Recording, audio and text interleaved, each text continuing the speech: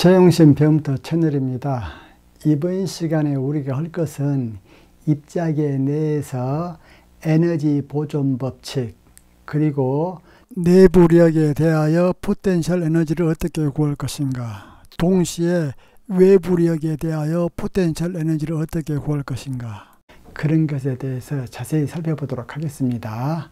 먼저 기본적인 수학적인 연습이 좀 필요하기 때문에 그걸 약간 하고 본 진도로 넘어가도록 하겠습니다. 자, 이쪽 보세요. h에 x1, x2, x3라는 함수가 있습니다. 물론 독립변수는 x1, x2, x3요. 이럴 적에 이 함수가 x1 곱하기 x2 플러스 x2 곱하기 x3의 4제곱 이런 형태로 정의 되어졌다라고 했을 적에 파샬 h 오버 파샬 x1은 x2가 되어지죠. 그리고 h를 x2로 편미분하게 되어지면은 이것은 x1, 이것은 x3의 4제곱 그렇게 되어지죠. 그 다음 h를 x3로 편미분하게 되어지면은 4x2, x3의 세제곱 그렇게 되어지죠. 지금부터 조금 수학적인 머리가 필요해요. 보십시오. psi라는 함수가 있다. 이 psi라는 함수는 x1, x2 두 개의 독립변수로 되어져 있다. 그리고 파이라는 함수가 있다. 이 파이라는 함수 역시 x1, x2 두 개의 독립변수로 구성이 되어져 있다. 이런 상황에서 psi를 x1으로 편미분한 것은 파이를 x2로 편미분한 것과 항상 같다. 즉 이것하고 항상 같아지려면 어떻게 되어져야 되는가? 이것을 x1으로 편미분한 결과하고 이것을 x2로 편미분한 결과가 항상 같다. 그리 될 수 있을 조건은 바로 이 조건입니다. 즉 말해서 psi의 x1, x2라는 이 함수가 파이의 x1, x2라는 이 함수와 똑같아져야 되고, 그러면서도 동시에 x1과 x2라는 이 독립변수가 어떠한 형태로 되어져야 되냐면은 x1 플러스 x2라는 형태로 되어져야 되거든요. 이 상태가 이 상태로 바뀌게 되어진 것은 커다란 진보요. 다시 말해서 처음에는 x1, x2라는 함수라는 것만 알고 있었는데 그 함수 독립변수들 x1, x2가 구체적으로 x1 플러스 x2로 되어져 있더라 라는 것을 알아내는 것은 커다란 진보다 그 말이에요.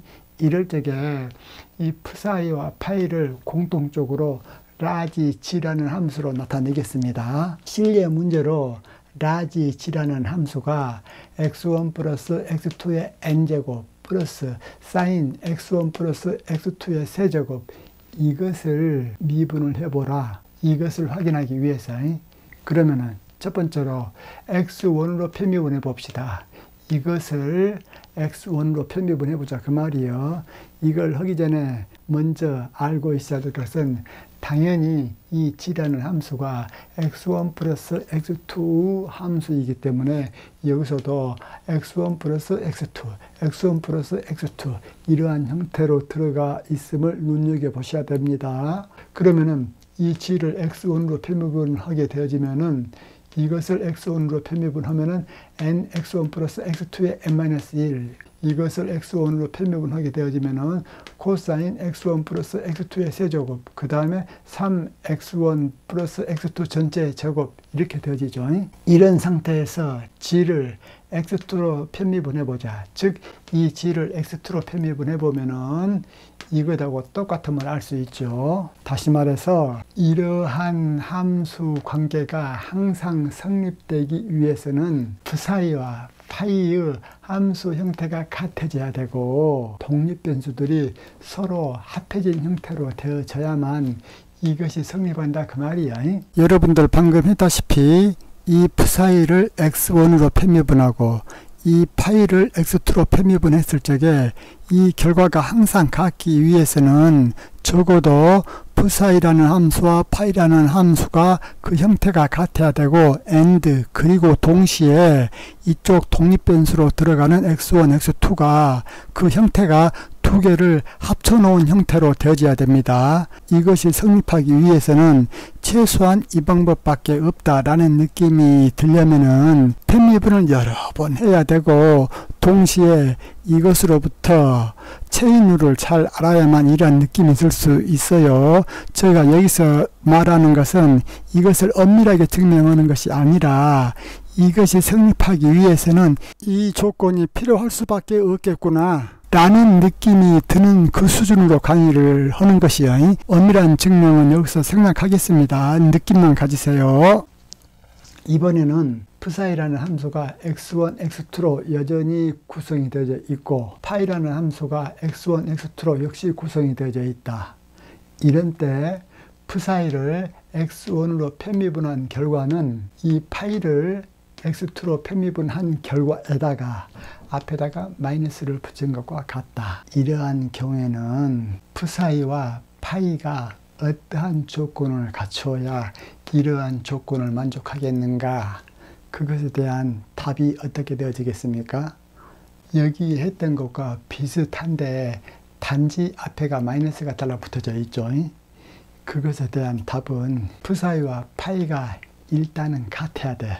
함수 형태가 같아야 돼. 함수 형태가 달라버린다. 그러면은 이것을 x1로 미분하고 이것을 x2로 미분했을 적에 죽었다 깨도 이 수식을 항상 성립하게 만든다는 것은 불가능해요. 그렇기 때문에 일단 함수 형태가 같아야 돼. 그 함수 형태를 라지 G로 할 거야. 그러한 한편으로 여기 x1과 x2 관계는 x1 x2 형태로 그 함수 형태 속에 들어가야 되거든요. 이래야만 이것이 만족이 되어줄 수가 있어요. 자, 그렇다면 실력 문제로 라지 G라는 함수, 이것을 이렇게 돼 있다고 가정해 보겠습니다. 라지 G라는 함수는 x1 x2 함수이기 때문에 여기에다가도 x1 x2, 여기에다가도 x1 x2 이렇게 했습니다. 라지 G를 x1으로 편미분해 보면은 이것을 x1으로 편미분하면은 이것을 x1으로 편미분하면은 이거 이렇게 되어지죠. 이번에는 라지 G를 x2로 편미분해 봅시다. 이것을 x2로 편미분하면은 이것에다가 마지막으로 마이너스 1을 곱해줘야 되겠죠. 그 다음 이것을 x2로 편미분하면은 이것에다가 마지막으로 마이너스 1을 곱해줘야 되어지죠. 그러면 여러분들 보세요. 라지 G를 x1으로 편미분한 것과 x2로 편미분한 것을 비교를 해보면은 x2로 편미분한 것은 x1으로 편미분한 결과에다가 마이너스 1을 곱해준 것과 같잖아요. 고로 함수 psi를 x1으로 편미분한 것과 함수 파이를 x2로 편미분한 것이 서로 부호가 반대인 상태로 같으려면은 psi와 파이라는 함수 형태가 같아야 되고, 동시에 두 개의 독립변수 x1, x2가 x1 x2로 들어가 줘야 이 관계가 항상 성립한다 그 말이에요. 여기에서 이 마이너스는 근본적으로 이쪽 마이너스에서 비롯되었음을 우리가 알 수 있죠. 지금까지 우리가 입자를 여러 개를 다루어 왔는데 이번에는 입자 두 개가 있는 경우를 봅시다. 입자가 두 개인 경우를 다루는 것이 중요한 이유는 아무리 많은 입자 수라 할지라도 결국 두 개의 상호작용 후 서메이션으로 다 기술이 되어지기 때문입니다. 이쪽에 M1이라는 입자가 있고 이쪽에 M2라는 입자가 있다.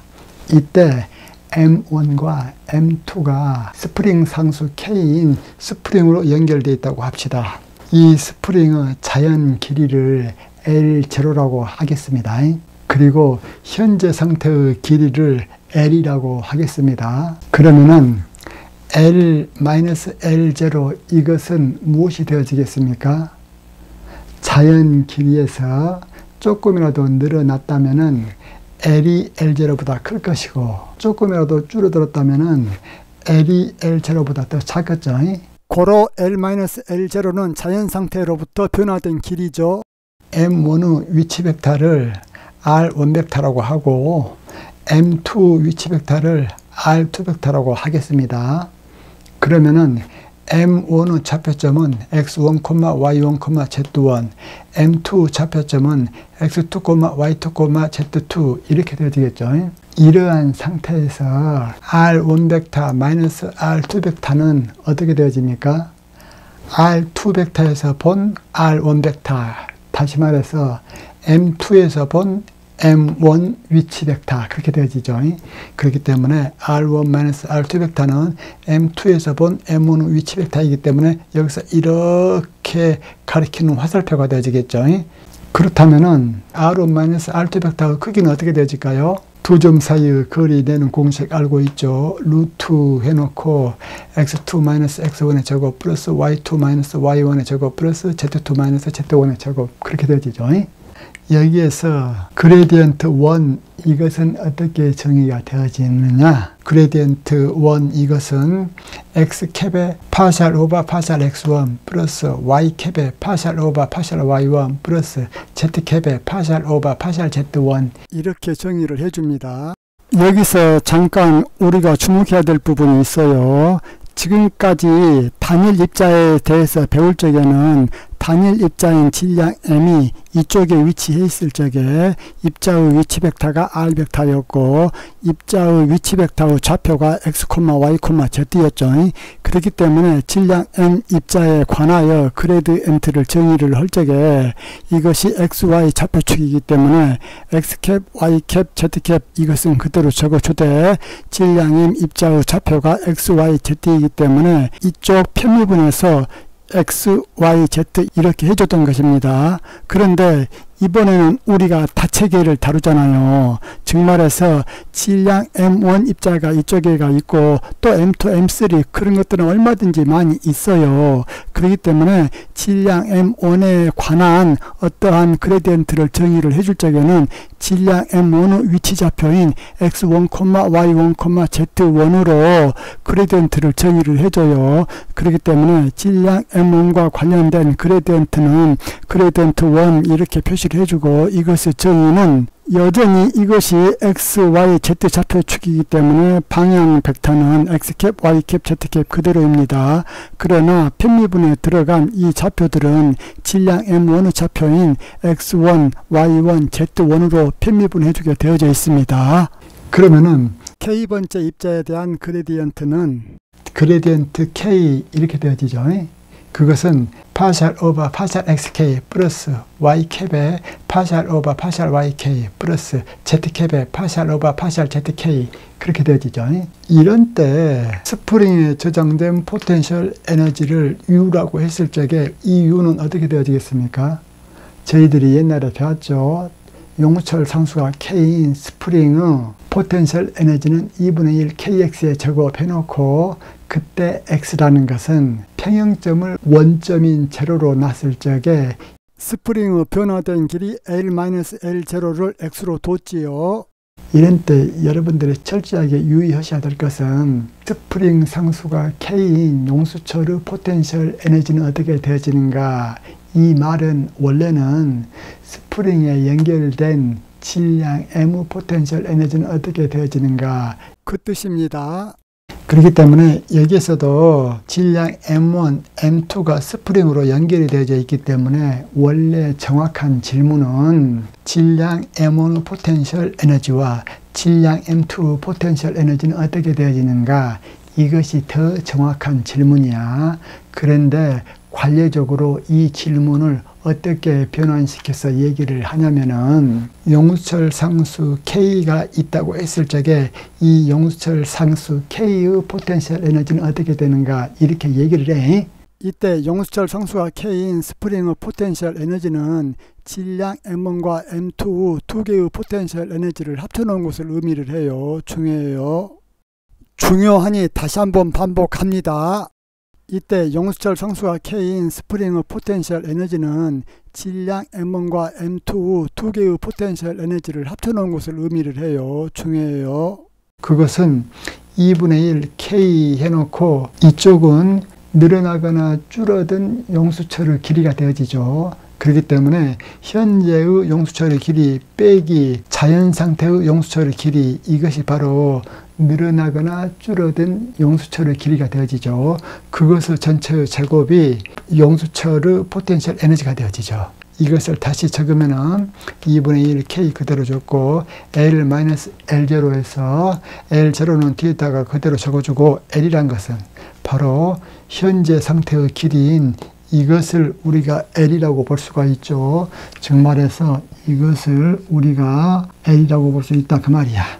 그러면은 이것을 그대로 여기에다가 적어주면은 포텐셜 에너지가 이러한 형태로 적어지죠. 이런 때 질량 M1의 운동방정식은 어떻게 되어지겠습니까? 일단은 M1R1의 2닷트, 이것은 운동방정식 공식이고, 그 다음에 우변이 뭐예요? 질량 M1에 실제적으로 작용하는 외력이죠. 실제적으로 작용하는 외력은 이 스프링으로부터 작용된 탄성력이죠. 여기서 또 철저히 주의할 것, 이 스프링이 작용한 탄성력은 질량 M1과 M2의 같은 크기의 다른 방향으로 동시에 작용하죠. 즉 말해서 이 스프링이 질량 M1에 4N을 작용한다면 M2에도 4N을 작용을 한다 그 말이에요. 그러나 방향은 서로 반대 방향이다. 고로 M1의 운동 방정식은 M1R1의 2닷트, 이것은 마이너스 K 해놓고 늘어들거나 줄어든 스프링의 길이 L-L0 해놓고 방향은 현재 스프링이 늘어나 있다고 가정하기 때문에 M1이 받는 외력의 방향은 M1과 M2를 연결하는 직선상에서 우측으로 외력을 받고 M2는 좌측으로 외력을 받지요. 즉 M1이 받는 외력 방향은 R1-R2 벡터 나누기 L이요. 이것은 R1-R2 벡터의 단위 벡터죠. 왜? 이 벡터를 그 크기인 L로 나누었기 때문에. R1-R2 벡터는 M2에서 본 M1의 위치 벡터죠. 고로 L이 L0보다 더 커버린다. 그러면은 이쪽은 플러스가 되어지고 K는 플러스이기 때문에 이 전체로 보면은 뭐야? 마이너스가 되어지죠. 고로 이것은 R2에서 본 R1 벡터가 여기서 이 방향이잖아요. 여기서 이쪽 방향은 반대 방향은 저쪽 방향이죠. 그렇기 때문에 L이 L0보다 더 커버리면은 M1이 이쪽 방향으로 힘을 받는단 말이 맞지요. 유사하게 M2 운동 방정식은 이렇게 되니 이건 여러분들이 직접 확인해 보세요. 자, 그러면 이번에는 이걸 한번 봅시다. U의 1, 2라는 것이 2분의 1 K 해놓고 X1-X2 또 Y1-Y2 또 Z1-Z2 이것들 각각의 제곱이야. 이때 여러분들 여기 잘 보세요.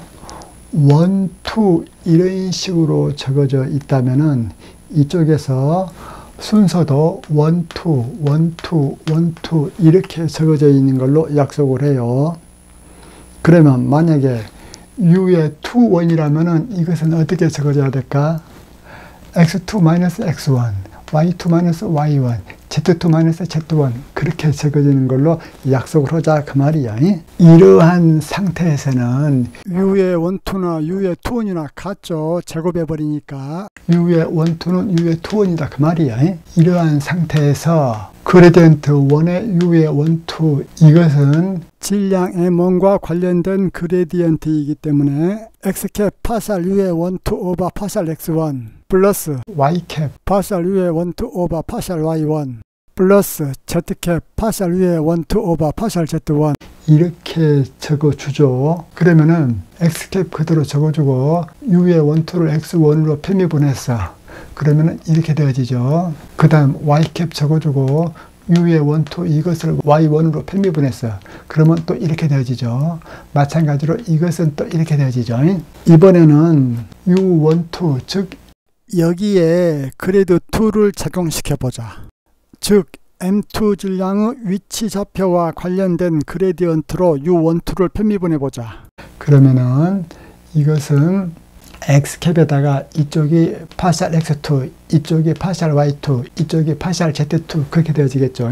고로 이것을 계산을 하게 되면은 이것에다가 마이너스 1이 더 따라 붙죠. 왜 그래? x2 앞에 마이너스가 붙어있기 때문이죠. 그 다음 이것을 계산을 하면은 이것에다가 역시 마이너스 1이 따라 붙죠. 이걸 계산하면은 이것에다가 마이너스 1이 따라 붙은다. 다시 말해서 그레디언트 2 U의 1, 2 이것은 그레디언트 1 U의 1, 2에다가 마이너스 1을 곱해준 것과 같다라는 것을 알 수가 있지요. 지금까지 했던 것은 이번 시간 수업을 나가기 위한 기초적인 수학 공부를 연습을 한번 했고, 지금부터 입자계에서의 에너지 보존 문제를 본격적으로 다루도록 하겠습니다. 자, 이쪽에 질량 M1부터 M2, MK, ML, MN이 있어. 이것을 1번 배치 상태라고 하겠어. 이것이 개 내력과 외력에 의하여 이동하여서 잠시 후에 배치 상태 2처럼 되어졌어. M1은 이러한 경로를 통해서 이렇게 되어졌고, M2는 또 이러한 경로를 통해서 이렇게 되어졌고, MK는 이러한 경로를 통해서 이렇게 되어졌고, ML은 또 이러한 경로, MN은 이러한 경로. 전체 입자 수는 N개라고 하겠어. 내가 지금 계산하려고 하는 것은 W의 1, 2야.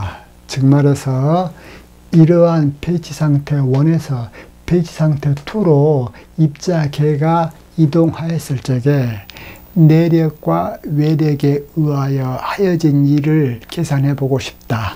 이것은 서메이션 K는 이코로 1부터 N까지 FK 닷 DRK 1번 배치 상태에서 2번 배치 상태로 했을 적에, 구체적으로는 이쪽 적분의 하는 K번째 입자의 1번 배치 상태에서의 위치 벡터가 되어지겠죠. 이쪽은 2번 상태에서 K번째 입자의 위치 벡터가 들어가겠죠.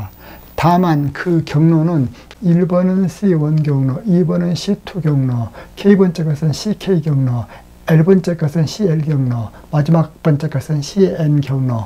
이러한 경로를 통해서 초기 위치부터 나중 위치까지 적분을 해줘야 된다 그 말이에요. 이것은 개 내의 모든 입자들에게 행하여진 일이죠. 1번부터 n번까지 다 합쳐줘서 그 일을 계산해주면 된다라는 뜻이죠. 그러면은 이 K번째 입자에 작용하는 힘은 개 외부에서 작용하는 외력과 개 내부에서 작용하는 내력, 이 두 개의 벡터 합이죠. 이것을 여기에다 대입을 하게 되어지면 이렇게 되어지죠. 요 앞 시간까지는 내력에 의하여 하여진 일, 즉 이 항을 계산하는 데 시간을 많이 썼죠. 그런데 이번 시간에는 이 전체 항들을 계산을 할 거야. 그러나 포텐셜 에너지 개념을 도입해서 계산하는 법을 배워가지고 에너지 보존 법칙을 이끌어내는데 집중할 거야. 먼저 이쪽 좌변을 한번 봅시다. 즉 말해서 이쪽 좌변은 내력과 외력 전체에 의하여 하여진 일이죠. 고로 먼저 이것만 여기에다가 적어놨어. FK 닷 DRK, 이것은 FK 닷 DRK는 VK 닷 DT 이렇게 해줄 수가 있죠.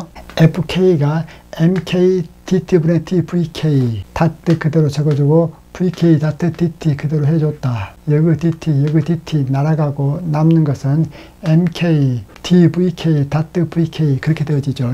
즉 말해서 MK VK 닷 DVK 이렇게 되어지겠다. 이것을 계산을 해주기 위해서 이 수식을 참고하면 이쪽 VK 닷 DVK는 이쪽 VK 닷 DVK하고 같기 때문에 이것을 요리 넘겨버리면은 VK 닷 DVK는 2분의 1 DVK의 제곱 그렇게 되어지죠.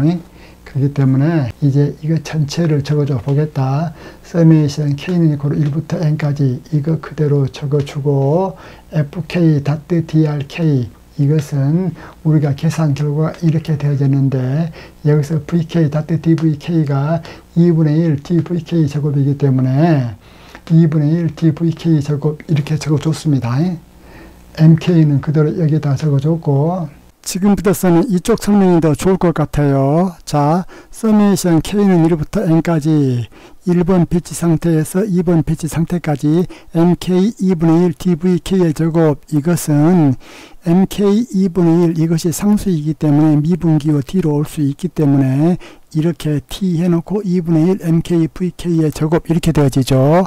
자, 그렇다면은 우리가 2분의 1 mk vk의 제곱 이것을 tk라고 합시다. 즉 말해서 k번째 입자의 운동에너지로 정의하자 그 말이야. 그러면은 이것은 서메이션 k는 1부터 n까지 1번 상태에서 2번 상태까지 ttk 이렇게 되어지죠. 이것을 적분을 하면은 tk에서 1번 배치 상태에서 2번 배치 상태까지 이렇게 되어지죠. 그러면은 이 tk에다가 2번 배치 상태를 집어넣으면은 2번 배치 상태에서 전체 운동에너지가 되어지겠죠. 시그마가 있기 때문에. 고로 T2라는 것은 2번 상태에서, 즉 2번 배치 상태에서 전체 운동에너지, 그리고 T1이라는 것은 1번 배치 상태에서 전체 운동에너지. 고로 지금까지 했던 것을 최종 정리하면은 1번 배치 상태에서 2번 배치 상태로 입자계가 옮겨지는데 입자계 하여진 일은 T2-T1과 같다 그 말이야. 즉 입자계 전체의 나중 운동 에너지 빼기 입자계 전체의 처음 운동 에너지, 이것과 같다는 것을 알 수 있다 그 말이야. 고로 이것은 앞에 것은 그대로 적어주고 이 뒤에 것은 2분의 1 mk dvk의 제곱 이렇게 되어지겠다. 이것을 적분을 하면 어떻게 되어집니까? 2분의 1 mk vk의 제곱 이렇게 되어지죠. 이래 가지고 여기에다가 1번 배치 상태, 2번 배치 상태 이렇게 해주면 되어지죠. 다만 여기서 1번 배치 상태에서는 vk가 vk1이 되어지고 2번 배치 상태는 vk가 vk2가 되어지죠. 즉 이것은 단순히 말 뜻이죠. 즉 1번 상태에서 VK, 2번 상태에서 VK 그 뜻이야. 그렇기 때문에 이것을 다시 풀어주면 이렇게 되어지고, 이런 때 이쪽 앞에 부분이 있죠. 이것이 입자계 전체의 2번 상태에서의 운동에너지죠. 이것은 입자계 전체의 1번 상태에서의 운동에너지죠. 결론은 1번 배치 상태에서 2번 배치 상태로 내력과 외력에 의하여 입자계가 옮겨지는데 한 일은 최종 결론은 나중 상태의 운동에너지 빼기 처음 상태의 운동에너지다 그 말이에요. 그러면 이제 이쪽을 계산해 봅시다. 먼저 이쪽 부분을 계산해 보겠습니다. 이쪽 부분을 계산함에 있어서 if 만약에 여기 fk의 2, 즉 fk의 2가 마이너스 그레이드 k, u, k의 2 이렇게 적어질 수 있다라고 하자. 이거 공부를 할 적에는 과거 여러분들이 포텐셜 에너지를 처음 배울 때 그쪽을 배우고 오셔야 됩니다. 이쪽 참고해 보세요. 이 말 뜻은 k번째 입자가 개 외부로부터 받는 외력을 마이너스 그레이드 k에다가 어떠한 스칼라 함수인 uk의 2로 적어줄 수 있다라고 가정하자 그 말이에요. 고로 if 만약에 k번째 입자가 개 외부로부터 받는 외력이 uk의 2라는 스칼라 함수에다가 마이너스 그레이드 k를 작용시킨 그 결과와 같게 적어질 수 있다면 이쪽 부분을 그대로 여기에다 적어줬습니다. 이것은 자 시그마 k 그대로 적어주고 인테그럴 그대로 적어주고 fk가 이렇게 적어줄 수 있다라고 가정을 하면은 마이너스 그레이드 k의 uk의 2 그리고 다트 drk 그대로 해줬죠. 이것은 앞에 것은 다시 그대로 적어주고 그레이드 k, UK2, 다트 drk 이것은 어떻게 적어줄 수 있느냐, du의 ke 이렇게 적어줄 수가 있죠. 자, 이것을 이렇게 적어줄 수 있다라는 것은 당연히 알고 있어야 되고, 모르는 사람을 위해서 내가 복습해 주겠어요. 자, 어떠한 위치 벡터 r이 x의 x캡 플러스 y의 y캡 플러스 z의 z캡 이렇게 되어져 있다라고 하자. 이 위치 벡터 r은 좌표가 x, y, z인 포인트를 가리키고 있죠. 원점에서. 이럴 적에 파이라는 스칼라 함수가 있다라고 하자. 이 파이라는 스칼라 함수는 이 r 벡터가 가리키고 있는 위치인 x, y, z의 함수라고 하자. 즉 파이가 파이의 x, y, z라고 하자. 이럴 적에 이것을 간단하게 파이의 r 벡터 이렇게 적어준다라고 얘기했지요. 이러한 조건 하에서 그래드 파이 다트 dr 이것은 d파이가 되어지죠. 여기서 철저히 여러분들이 조심해야 될 것은 이때 이 r 벡터가 좌표로는 x, y, z 이렇게 나타내지죠. 그리고 이 파이가 무슨 함수요? x, y, z 함수야. 이 파이가 x, y, z 함수이고 r 벡터가 x, y, z라는 걸로 나타내어질 때 이러한 관계가 성립하는 거예요. 만약에 파이가 x, y, z 함수가 아니다 그러면은 이 관계는 이렇게 된 것이 아니야. 철저히 조심해야 돼. 이것 같은 경우도 이 rk라는 것 자체가 xk, yk, zk인 포인트로 정의가 되어지죠. 다시 말해서 여기서 uk의 e라는 것이 무엇의 함수여야 돼? xk, yk, zk의 함수여야 돼. 즉 말해서 여기에서 이 r이 x, y, z를 나타내고 있을 적에 이 파이가 x, y, z 함수이어야 이것을 이렇게 적어줄 수 있듯이 여기에서도 말이야 이 rk 즉 xk, yk, zk의 함수로 uk의 e가 표현이 돼 있어야 된다 그 말이야. 그러한 상태에서 이것은 du의 ke 이렇게 적어줄 수가 있죠. 그러면 이것을 적분을 해주면은 uk의 e 그렇게 되지죠. 그렇기 때문에 시그마는 그대로 적어주고 나중 상태의 UK2e 그리고 처음 상태의 UK1e 그렇게 되어지죠. 다만 이쪽에 마이너스가 있기 때문에 이쪽이 마이너스가 되어지고 이쪽이 플러스가 되어지죠. 그렇기 때문에 여러분들이 이거 보세요. 이것은 개 전체의 개 외부에서 작용한 힘 때문에 발생한 포텐셜 에너지이기 때문에 이것을 1번 배치 상태이기 때문에 U1이라고 놓겠습니다. 그러면 이것은 U2가 되어지겠죠. 앞에 마이너스는 여기에다가 놨습니다. 고로 개 외부에서 작용한 외력이 한 입자계 전체에서 일은 외력에 의한 처음 상태 전체 포텐셜 에너지 빼기 외력에 의한 나중 상태의 전체 포텐셜 에너지 이렇게 된다. 이번에는 내력에 의한 포텐셜 에너지를 계산해 보겠습니다. 그로부터 내력에 의한 일을 포텐셜 에너지로 나타낼 수 있음을 보이겠습니다. 자, 이쪽 부분을 주목해서 봐주세요. 지금 이쪽 부분은 여기에서 했고 이쪽 부분은 여기에서 했고 이제 마지막 이쪽 부분을 이 아래에서 할 거야. 이쪽 부분을 제가 그대로 여기에다 적어줬습니다. 이것은 해놓고 무엇하고 같다고 했습니까?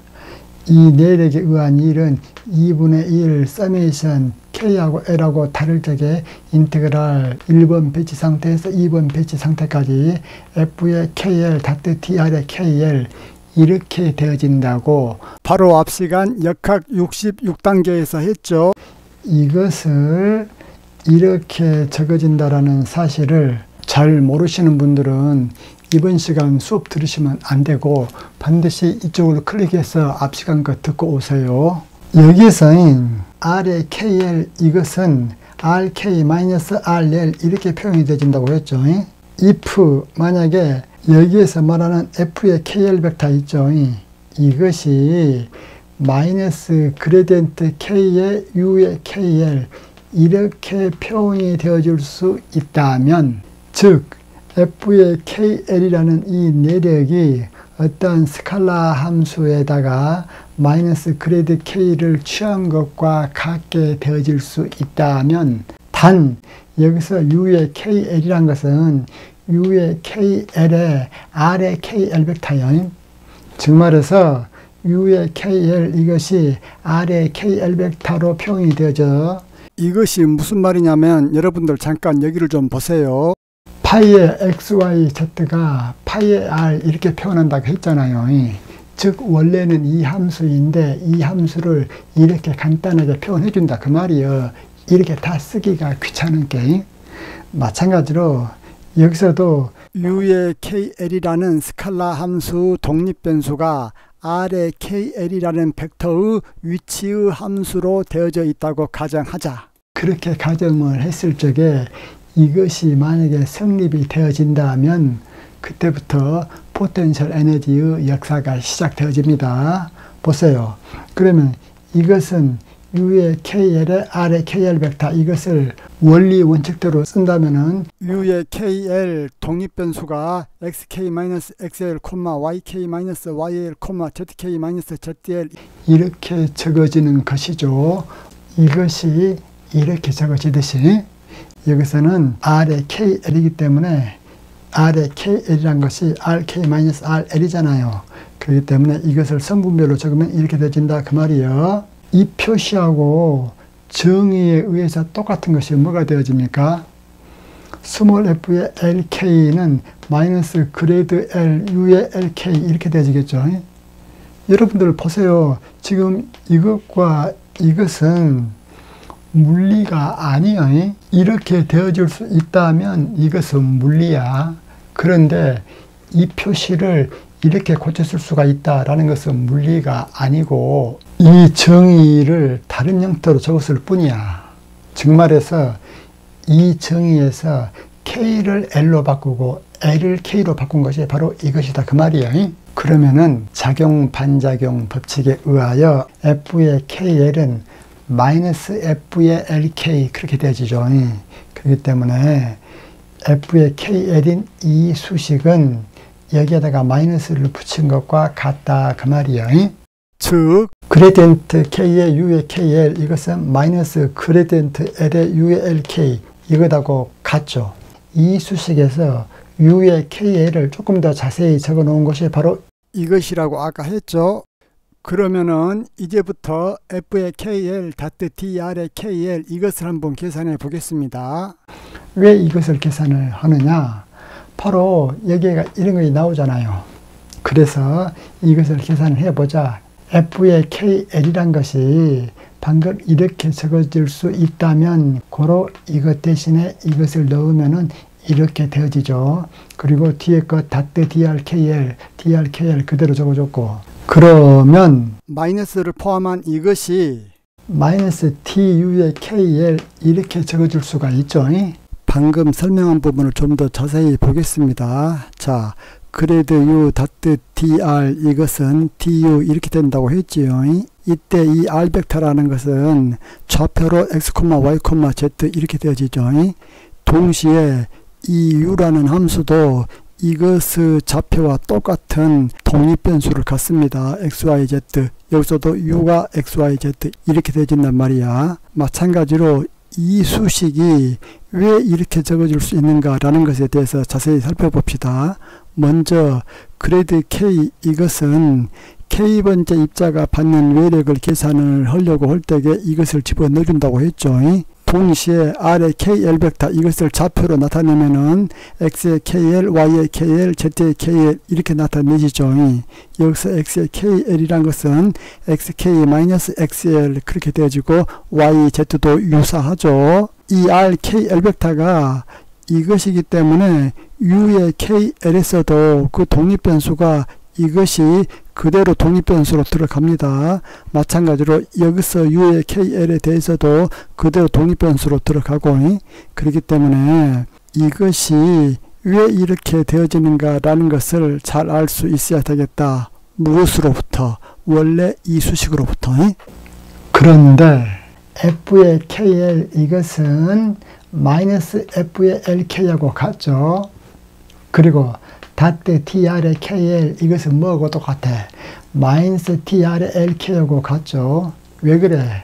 이 수식으로부터 여기서 F의 LK라는 것은 아까 우리가 여기서 했죠. 마이너스 그레이드 L, U의 LK 이렇게 되어지죠. 즉 말해서 이거 대신에 이걸 넣으면은 플러스 그레이드 L에 U의 LK 그렇게 되어지고 다트 마이너스 DR의 LK 그대로 적었습니다. 마이너스는 앞에다 끄집어내 놓고 이거 다트 DR의 LK는 DU의 LK 이렇게 되어지죠. 이 식으로부터 이걸 이렇게 쭉 이끌어냈기 때문에 이 식의 결과인 이것하고 이 식의 결과인 이것하고 서로 같아져야 되죠. 고로 DU의 KL은 DU의 LK하고 같아야 되죠. 그렇기 때문에 U의 KL은 U의 LK하고 같아져야 되겠다 그 말이야. 이제 이것과 이것을 잘 보세요. 이것을 다시 적으면은 U의 KL에 R의 KL 그렇게 되어지죠. 이것을 다시 적으면은 U의 LK, R의 LK 이렇게 되어지죠. 이때 R의 KL 이것을 다시 적으면은 이렇게 되어진다고 했죠. 즉 말해서 여기에다가 이것을 그대로 갖다 옮겨도 돼. 또한 R의 LK란 것은 여기서 XK와 XA를 서로 바꿔놓고 YK와 YA를 서로 바꿔놓고 ZK와 ZA를 서로 바꿔놓으면 되죠. 그러면 여러분들이 이제 중요해. U의 KL과 U의 LK가 서로 같다겠잖아요. 그런데 여기서 R의 KL하고 R의 LK하고 서로 부호가 반대잖아요. 자, U의 KL이 U의 LK와 같아야 된다겠죠. 어떤 조건으로부터? 뉴턴 제3법칙으로부터. 이게 두 입자 간의 내부 포텐셜 에너지의 조건이야. 즉 뉴턴 제3법칙이 성립할 조건이 포텐셜 에너지는 이러한 조건을 갖춰야 된다 그 말이야. 그렇다면은 다음 중 뉴턴 3법칙이 성립하지 않는 두 입자 간의 포텐셜 에너지는 어떤 것인가? 자, 첫 번째, U의 KL이 RK-RL 전체의 제곱 이렇게 되어져 있죠. 여러분들 여기서 오해하지 말아야 될 것은 이것은 벡터를 제곱한다는 얘기가 아니고 이 벡터와 또 이 벡터를 내적시켜 놓은 것을 제곱 이렇게 적어 놓은 거야. 고로 U의 KL이 이렇게 돼 있다면은 U의 LK는 RL-RK의 제곱이 되어지고 이것은 RL-RK 닷 RL-RK 이렇게 되어지는데 이것이 RK-RL 닷 RK-RL 이것하고 같기 때문에 결국 U의 KL이 되어지는 거죠. 고로 U의 LK와 U의 KL이 같기 때문에 이러한 형태의 두 입자 간의 포텐셜 에너지는 가능하다. 그 다음에 두 번째 거 볼까요? U의 KL이 RK-RL 이렇게 되어져 있기 때문에 U의 LK는 RL-RK 이렇게 되어지고 이것은 마이너스 가로 열고 RK-RL 이렇게 되어지고 이것은 마이너스 U의 KL 그렇게 되어지죠. 이게 U의 KL이기 때문에 고로 이러한 형태의 두 입자 간 포텐셜 에너지는 존재할 수 없다 그 말이야. 그 다음에 세 번째 문제. 절대치 RK-RL은 U의 LK가 절대치 RL-RK이기 때문에 이것은 절대치 RK-RL과 같기 때문에 U의 LK하고 U의 KL이 같기 때문에 두 입자 간 포텐셜 에너지로서 가능하다. 그 다음 네 번째 것도 동일한 이유 때문에 두 입자 간 포텐셜 에너지 형태로서 가능한 형태가 되어지죠. 이제 최종적으로 다시 처음으로 돌아가서 내부 에너지가 한 일 W12의 I는 이것은 2분의 1 시그마 인테그랄 이것은 그대로 적어줬습니다. 그런데 이쪽 부분이 최종적으로 어떻게 되어졌습니까? 마이너스 DU의 KL이므로 이쪽에다가 마이너스 DU의 KL 적어주었다. 그러면은 DU의 KL 이것을 적분을 하면은 UKL이죠. 그것을 1번 배치 상태부터 2번 배치 상태까지 적분을 해주는 거니까 앞에가 마이너스가 있기 때문에 이 결과는 2분의 1 적어주고 U의 KL의 1번 상태 빼기 U의 KL의 2번 상태 그렇게 해주면 되어지죠. 2분의 1은 여기가 붙어져 있고 그렇기 때문에 이쪽에 있는 것은 1번 상태의 내력에 의한 K 전체의 포텐셜 에너지이기 때문에 U의 원의 I 그렇게 했고 그리고 이쪽에 있는 것은 2번 상태의 K 내력에 의한 전체 포텐셜 에너지이기 때문에 U2의 I 이렇게 했습니다. 그러면은 우리가 포텐셜 에너지는 내력에 의한 포텐셜 에너지 플러스 외력에 의한 포텐셜 에너지 그렇게 나누어서 계산했잖아요. 그렇기 때문에 포텐셜 에너지, 즉 이 개에서의 포텐셜 에너지는 개 외부에서의 외력에 의한 포텐셜 에너지 플러스 개 내부에서의 내력에 의한 포텐셜 에너지 그렇게 분리해서 했죠. 이때 개 외부에서의 외력에 의한 포텐셜 에너지인 U2란 것은 입자계 전체의 외력에 의한 포텐셜 에너지를 다 합쳐준 것과 같지요. 마찬가지로 내력에 의한 포텐셜 에너지도 서메이션 K하고 L하고 다른 것에서 2분의 1 U의 KL 이렇게 되었다고 했죠. 이때 철저히 주목하셔야 될 것은 UK의 이 있죠. K번째 입자의 개 외부 외력에 의한 포텐셜 에너지는 마이너스 인테그랄 FKA 다트 DRK 이렇게 적어줄 수가 있죠. 왜 이렇게 적어줄 수가 있어? 여기서 그렇게 했잖아요. 이 수식을 이렇게 적을 수 있다라는 것은 단일 입자의 포텐셜 에너지를 구하는 방법을 설명한 이쪽 화면을 클릭하세요. 외력에 의한 포텐셜 에너지는 이렇게 구한다라는 것은 알았고 내력에 의한 포텐셜 에너지는 어떻게 구하느냐? 이것도 역시 이 수식으로부터 내력에 의한 포텐셜 에너지를 구할 수가 있죠. 이것은 마이너스 인테그랄 FKL 다트 DRKL 그렇게 되어지죠. 여기서 물론 적분 구간은 R의 KL을 기준점부터 R의 KL 지점까지 그렇게 되어지는 거죠. 다시 말해서 R의 KL 스탠더드 포인트 기준점부터 R의 KL까지다 그 말이야. 이미 했다시피 개 전체의 운동 에너지는 서메이션 K는 이코로 1부터 N까지 2분의 1 MK VK의 제곱인데 VK란 것은 RK 다트의 제곱 이렇게 되지죠. 이제 마지막으로 입자계에서 에너지 보존 법칙을 유도하겠습니다. 이 수식에서 봅시다. 이 수식에서 이쪽을 보자. 여기서부터 여기까지 좌변에 해당되는 것은 여기서 여기까지고 우변에 해당되는 것은 여기서 여기까지죠. 그러면은 좌변은 이것을 우리가 쭉 계산한 그 결과 T2-T1 이렇게 되어졌죠. 고로 좌변은 T2-T1 그리고 우변 이것은 앞에 있는 것이 U1의 2 마이너스 U2의 2 이렇게 되어졌죠. 그렇기 때문에 이 우변에서 이쪽의 것은 U1의 2 마이너스 U2의 2 그렇게 되어지고 이쪽 것은 U1의 I 마이너스 U2의 I 이렇게 되어졌다 그 말이야. 고로 좌변 이코로 우변이 같기 때문에 좌변과 우변을 갖다가 놓고 정리를 해주면은 배치 상태 1에서의 전체 역학적 에너지는 배치 상태 2에서의 전체 역학적 에너지와 같다. 이러한 결론을 낼 수가 있죠. 여기서 철저히 주의할 것이 무엇이냐? 이러한 역학적 에너지 보존 법칙이 성립하기 위한 조건이 두 가지가 있죠. 첫 번째, 개 외부로부터 K번째 입자에 작용하는 외력이 이런 형태로 표시되어야 된다는 것. 즉 말해서 이러한 조건이 하나 성립해야 되고, 두 번째, 입자계에서의 내력들이 이러한 형태로 표시되어야 된다는 것.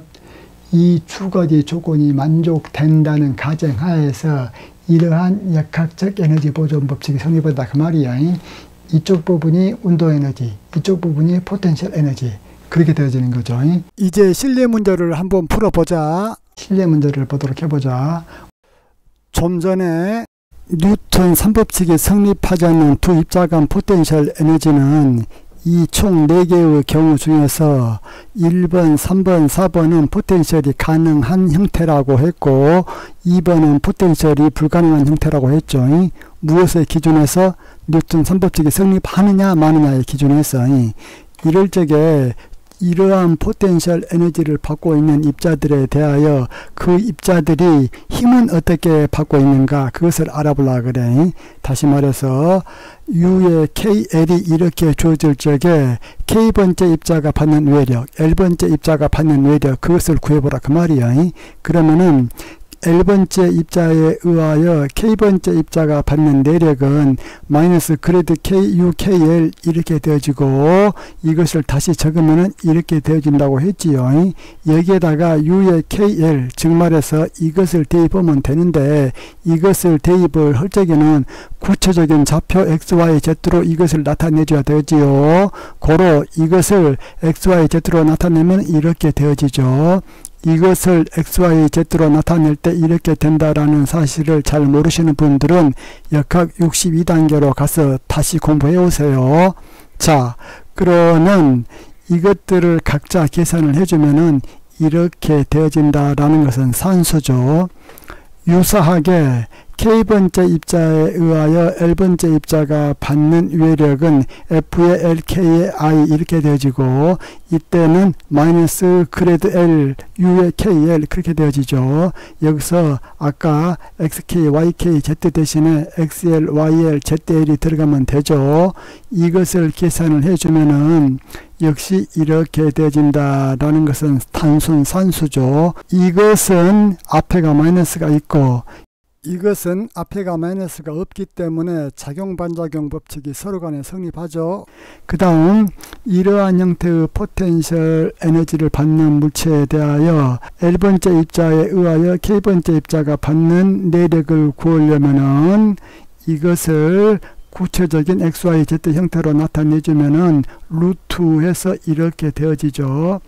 역시 L번째 입자에 의하여 K번째 입자가 받는 내력은 이렇게 되어지고 이것을 이렇게 적어줄 수 있고 U의 KL을 여기에 대입하여 미분해주면은 그 결과가 F의 KL의 I가 되어지죠. 마찬가지로 F의 LK의 I는 이러한 공식에 의하여 계산해주면 됩니다. 이번에는 K번째 입자가 전체의 입자들에 의하여 받는 내력은 어떻게 되어진가 보자. 여기서 구했던 것은 K번째 입자가 L번째 입자 딱 하나에 의하여 받는 내력을 구했단 말이야. 그런데 여기에서 구하는 것은 K번째 입자가 여타의 모든 다른 입자들에 의하여 받는 내력을 구해보자 그 말이야. 그것은 K번째 입자가 L번째 입자에 의하여 받는 내력을 L을 1부터서 N까지 변화시키면서 다 더해주면 되죠. 단 이때 이쪽에다가 프라임을 붙인 것은 L하고 K하고 같은 것은 제외시켜라 그 말이죠. 그리고 F의 KL의 I 이것을 이러한 형태로 해서 대입을 해주면 역시 이렇게 되어지죠. 여기서는 K번째 입자가 L번째 입자 딱 하나에 의하여 받는 내력이고 여기서는 K번째 입자가 입자계 내의 모든 입자들에 의하여 받는 내력이고 여기서는 K번째 입자를 1부터서 N까지 다 변화시켜주면서 더했기 때문에 입자계의 모든 입자들이 모든 다른 입자들에 의하여 받는 내력들을 다 합쳐준 것이죠. 그것은 뭐야? 제로가 되어진다고 했죠. 왜? 내력 전체를 다 합쳐주면은 결국은 뉴턴 3법칙에 의하여 다 제로가 된다고 역학 63단계에서 이미 공부했습니다.